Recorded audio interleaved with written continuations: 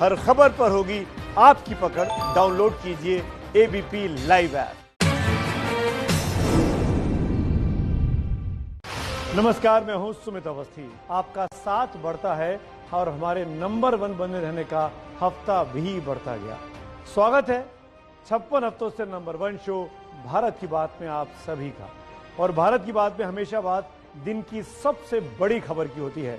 और आज कानपुर वाले विकास दुबे की गिरफ्तारी से बड़ी खबर कोई है ही नहीं, मगर उसके साथ सवाल भी है कि वो गिरफ्तार हुआ या उसने सरेंडर किया। पुलिस ने उसे पकड़ा है या उसने खुद को पुलिस से कैमरों के सामने पकड़वाया है।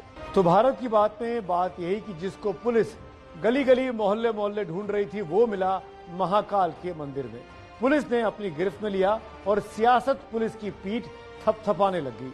मगर इसी के साथ सवाल उठने लगा कि जिस खूंखार हत्यारे को हजारों पुलिस वाले मिलकर भी नहीं पकड़ पाए, वो आसानी से एक निहत्थे सिक्योरिटी गार्ड के रोकने से कैसे रुक गया।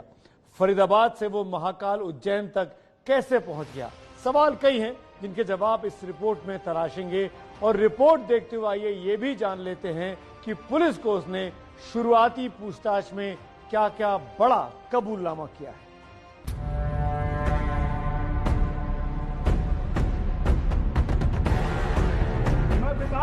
कानपुर वाला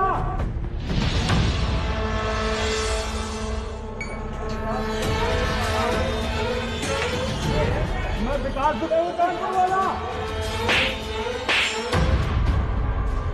सारे राज्यों की पुलिस अलर्ट होते हुए, सारी एसटीएफ होते हुए, सब कुछ होते हुए एक आदमी जाके महाकाल मंदिर में दर्शन की टिकट कटवा रहा है। पूरे देश की पुलिस लगी हुई थी, लेकिन यहाँ पर पकड़ना आ गया। पुलिस और नेता खूटा सब उनको बढ़ाया और नेता नगरी करवाई। मैं विकास दुबे हूं, कानपुर वाला। इसको मैं पकड़ना नहीं कहूंगा, उसको मौत से बचाया गया है। मध्य प्रदेश में पुलिस नहीं पकड़ती है, पकड़ता है महाकाल के मंदिर का गार्ड। समर्पण कर दिया। मध्य प्रदेश में अपराधियों को समर्पण करने का सबसे सुरक्षित स्थान दिखता है। लोग मिले हुए होंगे तभी तो पहुंच गया। यहाँ क्यों नहीं पकड़ा गया? वो पकड़ा नहीं गया, उसने मतलब स्वयं ही सरेंडर किया है। मैं विकास दुबे हूं, कानपुर वाला। कहानी खत्म नहीं हुई है।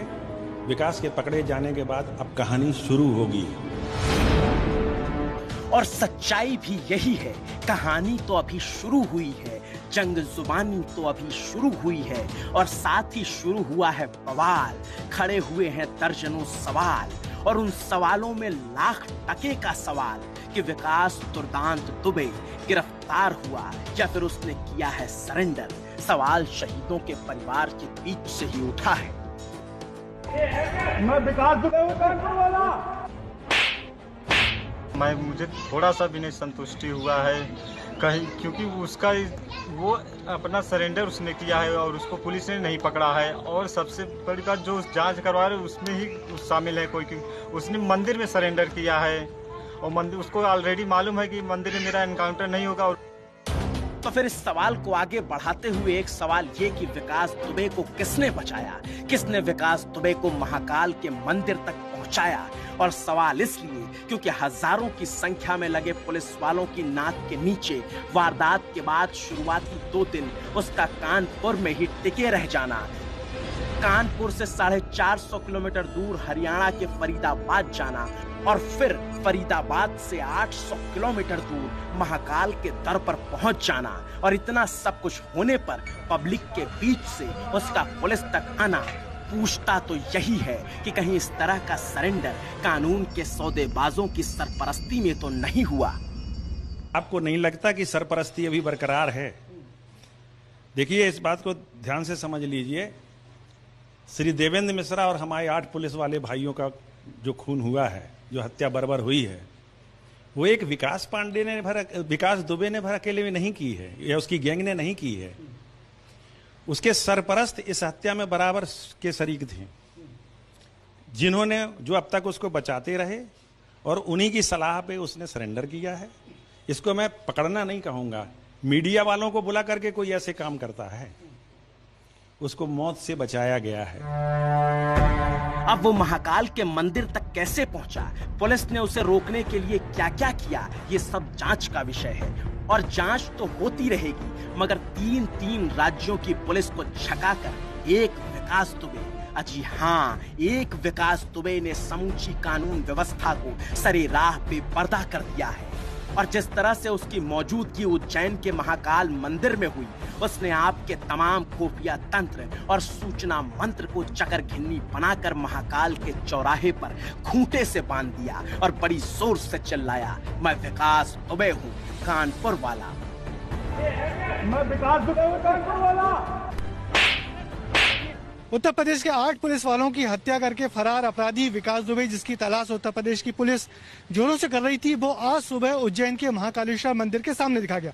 मेरे पीछे भगवान महाकालेश्वर का मंदिर है और सुबह सुबह 7:30 बजे विकास दुबे इसी जगह पे इस दुकान के सामने यहाँ पहुंचा। उसके पीछे एक झोला बैग टांगे हुए था, वो इस दुकान के पे आया और ये वो दुकान है सुरेश कहार की।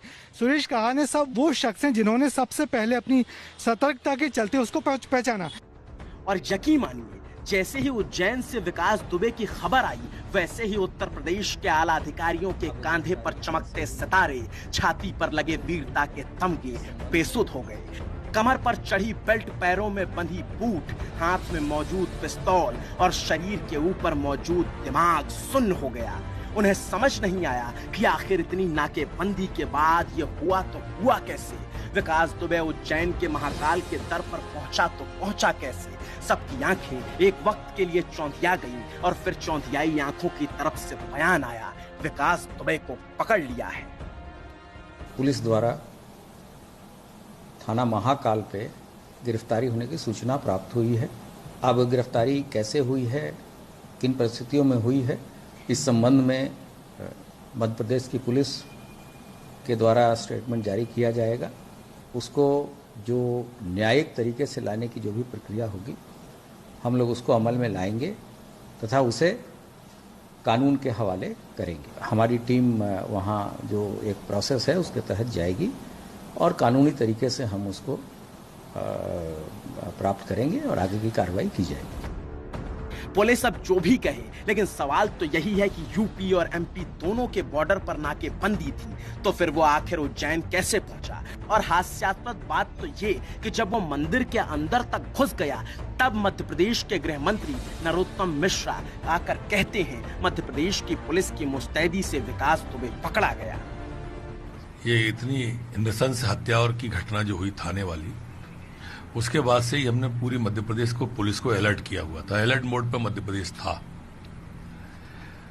जैसे ही संदेह हुआ तो उज्जैन में महाकाल मंदिर से हमने गिरफ्तार कर लिया है उसको। और इतना ही नहीं, सीएम शिवराज भी ट्विटर पर बधाई की टोकरी लेकर पहुंच गए। एमपी पुलिस को बधाई भी दे दी। मगर लोगों के बीच तो सवाल उठ खड़ा हुआ था कि अगर पुलिस इतनी ही मुस्तैद थी तो बॉर्डर पर ही क्यों नहीं पकड़ लिया गया। वो तो मंदिर तक पहुंच गया था। मंदिर में मौजूद फूलों की दुकान वाले ने बताया, उसने ही विकास दुबे को सबसे पहले देखा था।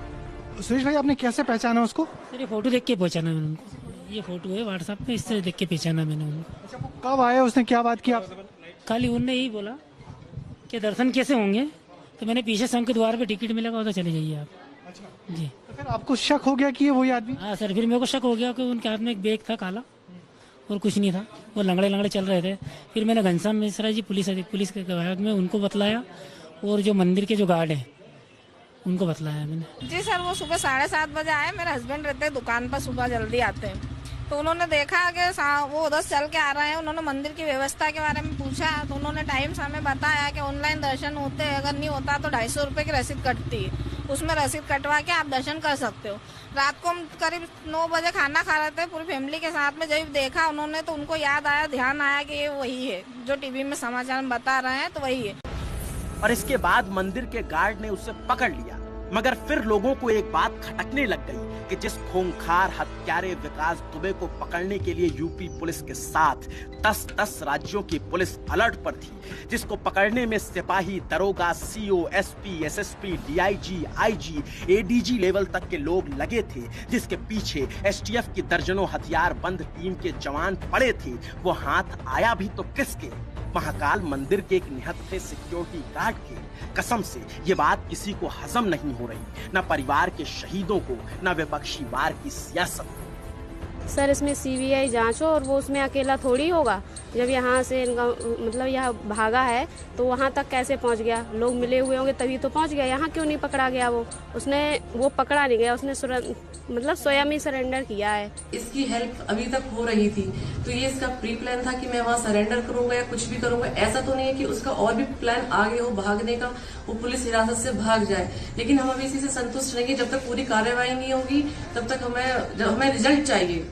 जिसके पीछे पूरी उत्तर प्रदेश की पुलिस लगी हो, जिसने कि दो एनकाउंटर कर दिए उसके सहयोगियों के, तो वो ऐसा व्यक्ति जिसने कि पूरा उसका जीवन जो रहा है एक अपराध का जीवन रहा है, वो बिना हथियार के, बिना किसी सिक्योरिटी के दिन दहाड़े महाकाल के मंदिर में जाकर अपना परिचय देता है और एक प्राइवेट सिक्योरिटी का आदमी उसे पकड़ के पुलिस को हैंडओवर कर देता है बिना किसी ऐतराज के। तो ये सरेंडर होगा कि गिरफ्तारी है? विपक्ष के आरोप अपनी जगह है, परिवार की भावनाएं अपनी जगह है, लेकिन पूरा घटनाक्रम कुछ इस तरह का है। सुबह सुबह विकास दुबे उज्जैन पहुंच चुका था। उज्जैन मंदिर पहुंचने से पहले शिप्रा नदी में उसने स्नान किया। सुबह के करीब 7 बजे विकास दुबे उज्जैन के महाकाल मंदिर में पहुंचा।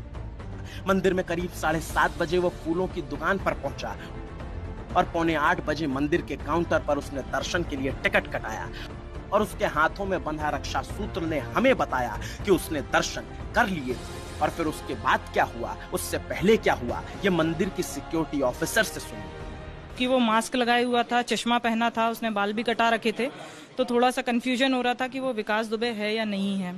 तो फिर मैंने उसकी जो प्रीवियस यूट्यूब वगैरह पे फोटोज थे वे गूगल पे वो सर्च किए, तो उसमें वो काफ़ी मोटा दिख रहा है। अभी हाल फिलहाल थोड़ा सा पतला हो गया है वो। तो पर हमने जूम करके जब देखा तो उसके माथे पे लेफ्ट साइड में एक चोट का निशान है जो उस फोटो में भी दिख रहा था, और भले ही उसने मास्क और चश्मा पहन रखा था लेकिन उसको यहाँ पे एक निशान दिख रहा था। तो मैं श्योर हो गई कि ये वही है, पर मैंने गार्ड्स को नहीं बताया कि मैं श्योर हो गई हूँ कि ये वही है। मैंने उन लोगों को बोला कि आप वॉच करो, उसको अभी दर्शन करने दो। तब तक मैं वरिष्ठ अधिकारियों को सूचित कर रही हूँ। तब तक फिर हमारी टीम उसके पीछे लगी रही। फिर उसने प्रॉपर पूरे दर्शन करे। जैसे ही वो निर्गम पे बाहर निकला, उनका फिर से फोन आया, बोले मैडम ये निकल रहा है। मैंने कहा कि वहीं पे हमारा लड्डू काउंटर है, मैंने कहा वहाँ बिठा लो, उसका आई कार्ड ले लो। पूरे वक्त वो अकेला ही था, उसके साथ कोई और नहीं था? उसने बंटी बंटी करके आवाज लगाई थी हमारे सामने। हाँ, तो उसके साथ में 1 या 2 लोग और थे। वो यहाँ महाकाल मंदिर तो वो सुबह आया, पहले रामघाट गया, उसने स्नान किया वहाँ पे शिप्रा नदी में, उसके बाद वो दर्शन के लिए यहाँ। इसका मतलब साफ है कि विकास दुबे महाकाल मंदिर में सरेंडर के इरादे से ही पहुंचा था। किसी बंटी नाम के शख्स से उसने सबूत के तौर पर बाकायदा फोटो शूट कराया। उसे पता था यहाँ सीसीटीवी कैमरे लगे हैं, सब कुछ रिकॉर्ड रहेगा, भागेगा नहीं तो पुलिस भी गोली नहीं चलाएगी। और उसके बाद वो मंदिर के सिक्योरिटी गार्ड के हाथ आया। तो फिर उस वक्त तस्वीरों में जो दिखा और जो नहीं दिखा, जरा उसे भी समझ लिया जाए, क्योंकि आसानी से सिक्योरिटी गार्ड के हाथों पकड़े जाने पर मंदिर परिसर में विकास दुबे की चाल ना देख, उसे पकड़ने में लगाई गई तमाम पुलिसिया व्यवस्था की ढाल देख, सुकून की सरपरस्ती में चले जा रहे विकास दुबे के कदमों की कतार ना देख, इसके पीछे पस्त हो चुके पुलिसिया सिस्टम का व्यवहार देख। पुलिस के हाथों में हमेशा सजी रहने वाली लाठी और बंदूक ना देख, 3-3 सूबे का बॉर्डर पार कर जाने पर उत्तर प्रदेश की पुलिस का किरदार देख। पुलिस वालों पर गोली चलाने वाले विकास दुबे की सनक और उसके सिर पर चढ़ा खून सवार ना देख। 7 दिन तक पुलिस के हाथ ना आने पर यूपी की पुलिस लाचार देख, यूपी की पुलिस लाचार देख।